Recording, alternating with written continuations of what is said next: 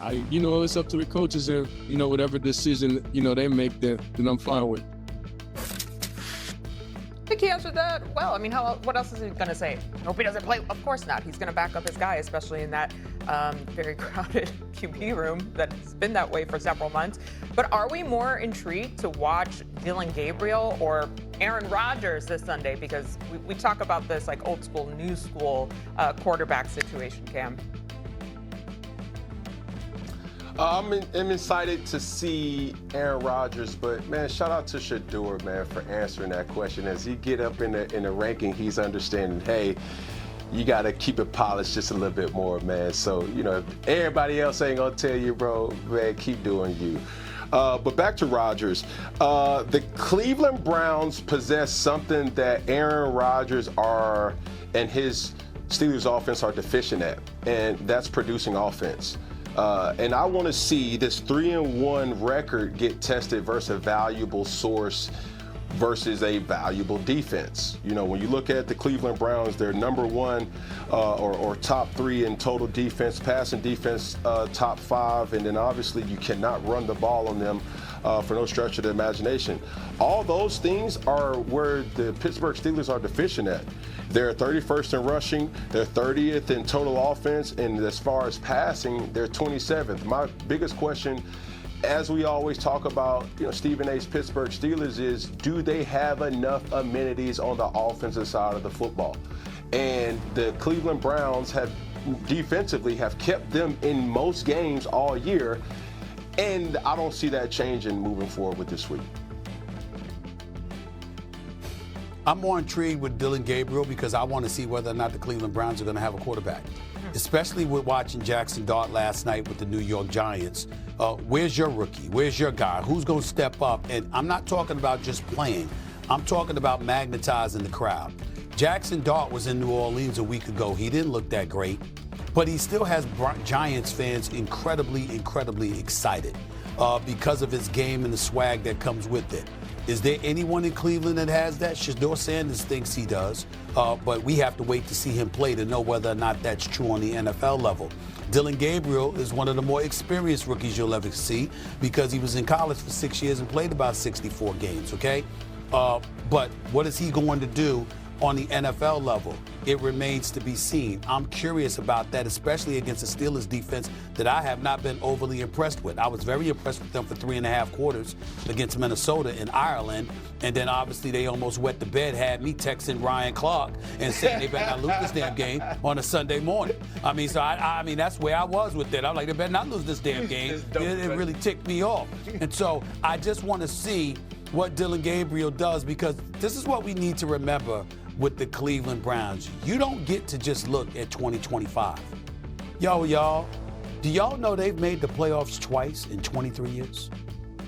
23 years. They've made the playoffs twice. It's gotten to the point where we have a right to look at the Cleveland Browns organization and ask, hey, fellas, do any of y'all know what y'all doing? Any of y'all? Could you figure it out? And I don't enjoy saying that because I'm unapologetic. When it comes to black head coaches and black executives, I'm rooting for them. And we know Barry's in Cleveland, and I get that.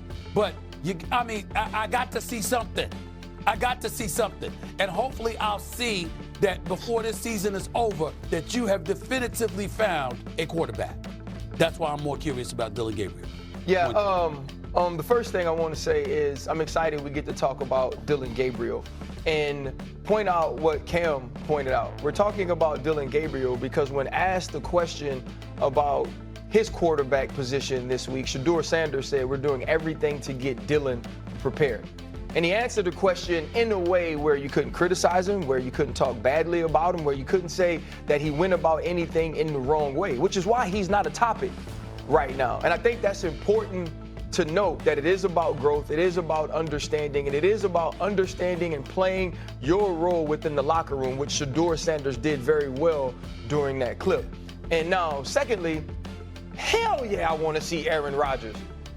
And this is what I be talking about. Stephen A, old fake Steeler fan, bruh. How you, I don't get it. You like, it's like one of them people that, and Cam talked about it last week, that every time, like, it's always a compliment sandwich or, hey, I don't mean no disrespect. I'm finna disrespect you. And then how people be like, not to bring up old stuff, but I'm gonna bring up old stuff. Like, it's always that. I had to text RC last week because I was asking him not to blow this lead. Why don't you just talk about him winning? Because if you talk about him winning, then you can say, okay, this team is 3-1.